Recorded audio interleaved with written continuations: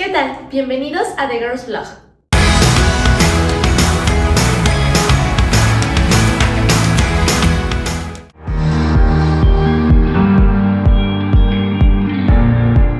Ahora, vamos a ver algunos de los elementos digestivos de este sistema que pues todos tenemos y que nos ayudan mucho a ahora sí que agarrar los nutrientes necesarios para nuestra vida y que podamos llevar una salud buena. El estómago, en él se rompen las moléculas grandes gracias al ácido que todos tenemos. En el intestino delgado se efectúa la absorción de nutrientes y se libera la bilis, además de que libera el jugo pancreático también.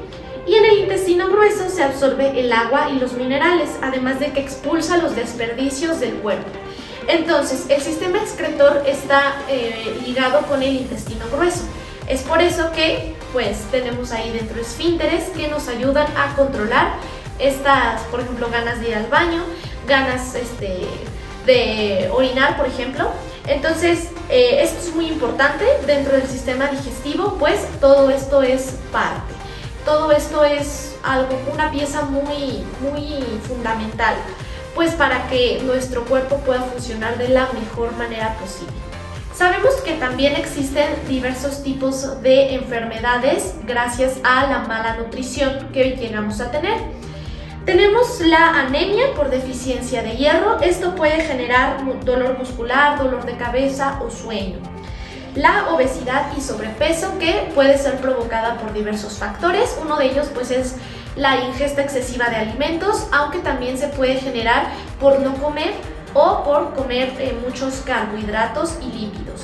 Y tenemos también la diabetes mellitus, que es una enfermedad crónica, es decir, que no tiene cura y tiene que ver con el aumento en los niveles de glucosa en sangre, la incapacidad para utilizar la glucosa como fuente energética celular. Entonces, si no se cuida esta enfermedad y no se trata con tiempo, puede generar derrame cerebral, retinopatías y enfermedad renal. Es por eso que debemos vigilar siempre cómo está nuestro estado de salud y en caso de padecer de diabetes, pues tener muchísimo cuidado con las tomas, por ejemplo, de los medicamentos y estar siempre al pendiente de lo que nos toca.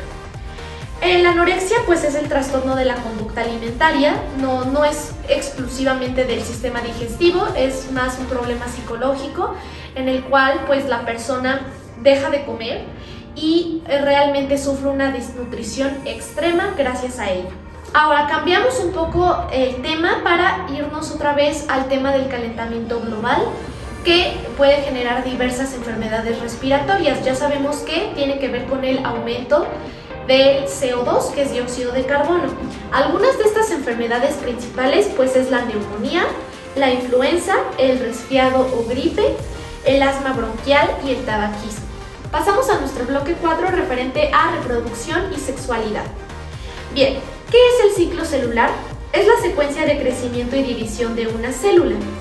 Tenemos aquí un esquema muy importante para que ustedes lo puedan observar. G1 es el primer intervalo, S es la síntesis, G2 es el segundo intervalo y M la división celular.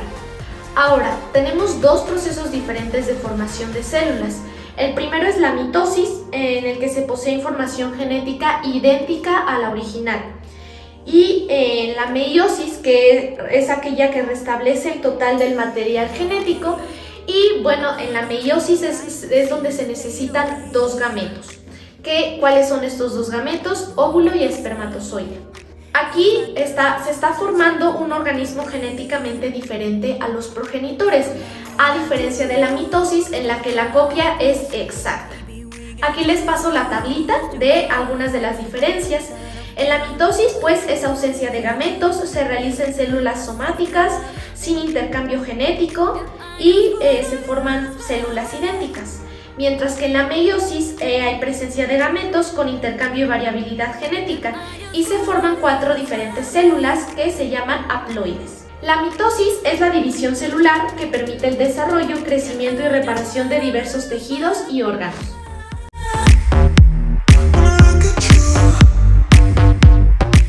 Ahora, como ya había mencionado en algún bloque anterior, pues existen dos tipos de reproducción, la sexual y la asexual.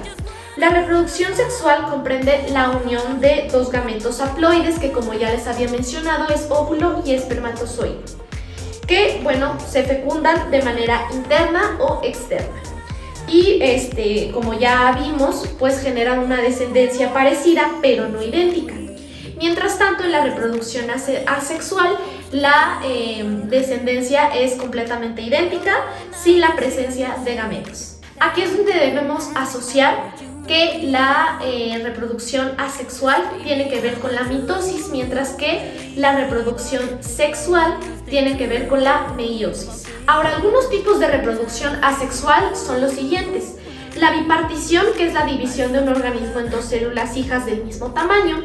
La gemación, que es el proceso por el cual un organismo se origina a partir de una yema o brote. Y la esporulación, en donde la serie de divisiones que dan origen a las células se les llama esporas.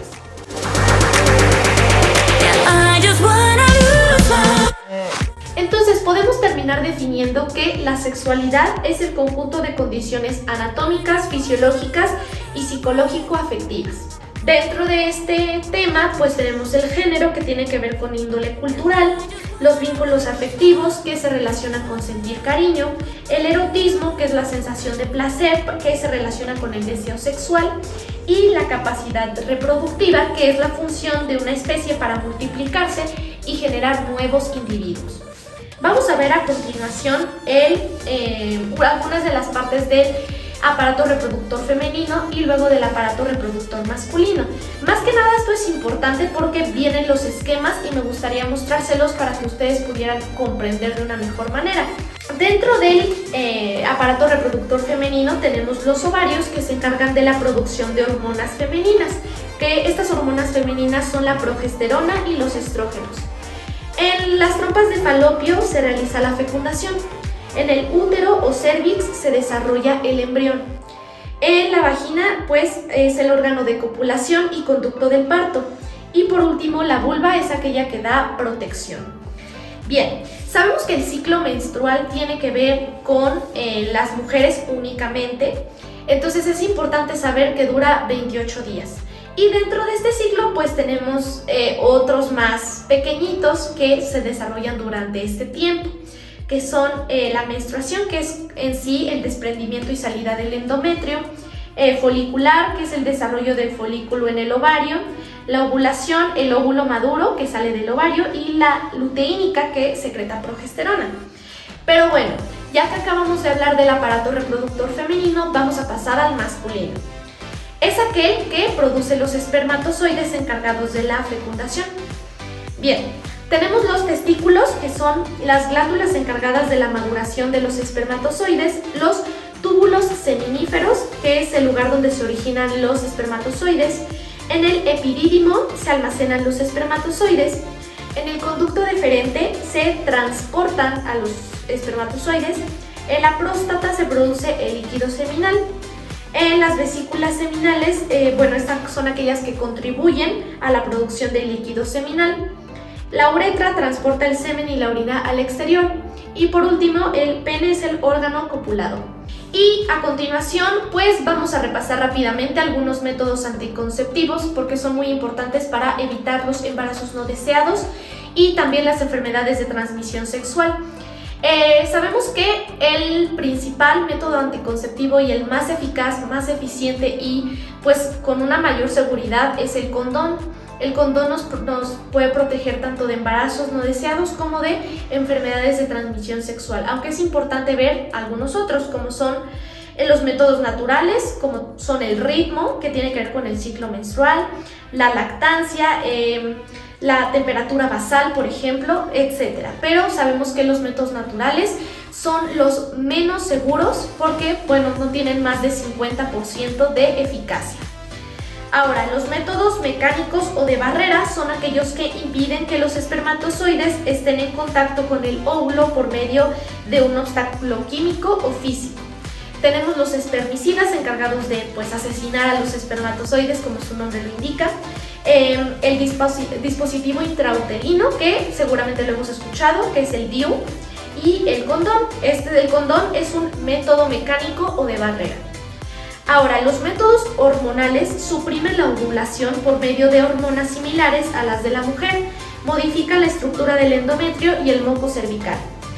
Por ejemplo, tenemos pastillas que se pueden tomar vía oral, los medicamentos inyectables, bueno, medicamentos entre comillas porque son métodos anticonceptivos, y los de emergencia, por ejemplo, sabemos de la pastilla del día siguiente, etc.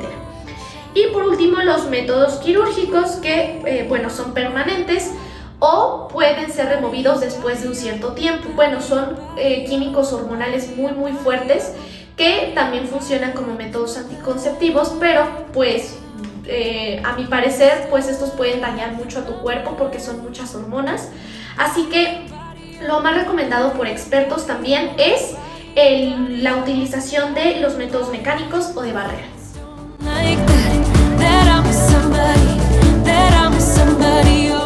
Ahora, vamos a ver algunas de las enfermedades de transmisión sexual que se pueden llegar a suscitar en caso de no utilizar protección al momento de mantener relaciones sexuales, como por ejemplo la sífilis, la gonorrea, el SIDA, que ese sí es provocado por un virus, porque hay algunos que son provocados por bacterias. Entonces, si la enfermedad es por bacteria, puede llevar a tener un tratamiento para curarlo por completo, pero si es un virus, es muy difícil. Y generalmente las enfermedades por virus son incurables y únicamente pueden tratarse, pero pues ya no vuelves a ser el mismo, como es el caso del SIDA, por eso no tiene cura.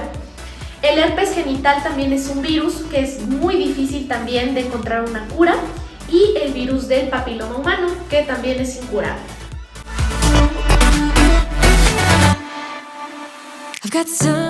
Bien, pasamos a nuestro quinto y último bloque, que es genética, tecnología y sociedad. Vamos a ver dos conceptos importantes, que es genotipo y fenotipo. El genotipo es la constitución genética total de un individuo, ya sea que se manifieste o no. Y el fenotipo se refiere a las características que se pueden observar directamente en los seres vivos.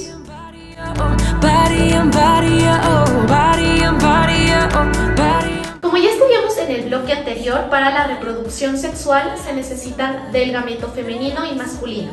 En el gameto femenino se encuentra el cromosoma XX, mientras que en el gameto masculino se encuentra X y Y. Bien, ¿qué es una mutación? Es un cambio permanente en la estructura del ADN que puede ocasionar alteraciones visibles en el organismo. Algunas mutaciones pues se pueden manifestar en la estructura o el número de cromosomas.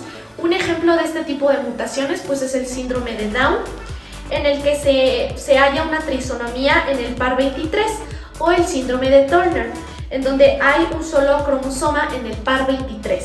Por lo cual también se le conoce como monosomía 23. Estos son algunos ejemplos de mutaciones, aunque pues hay muchos otros más, pero pues estos son los más comunes, los más populares y que se deben únicamente a la genética.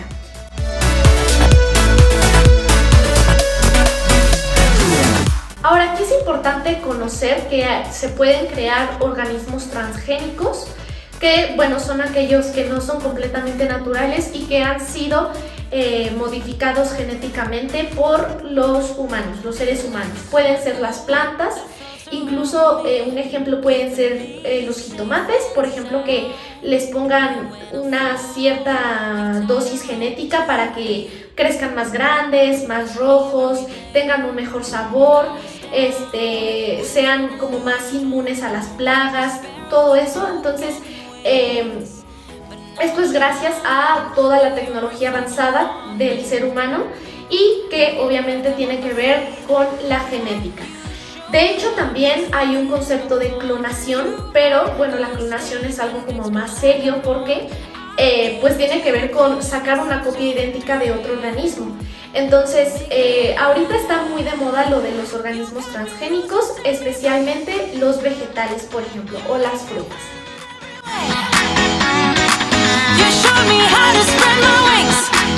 Y bien, ese ha sido nuestro repaso de la materia de biología. Antes de cerrar, me gustaría que, bueno, se repasaran los reactivos de repaso que podemos encontrar al final de cada bloque en la guía de estudio para ingresar al bachillerato. Ahorita estoy en biología, de hecho, y como pueden ver aquí vienen las respuestas de todos los reactivos Y bueno, esto es muy importante para saber en qué nos equivocamos. Les recuerdo que, bueno, estudien habilidad lectora para conocer cómo se plantean las diversas preguntas del examen. También la guía de tareas. Aquí yo les recomiendo mucho que se estudien la tarea número 1 de biología, 1 y 2 precisamente, porque son las más importantes, donde vienen más resumidos los temas.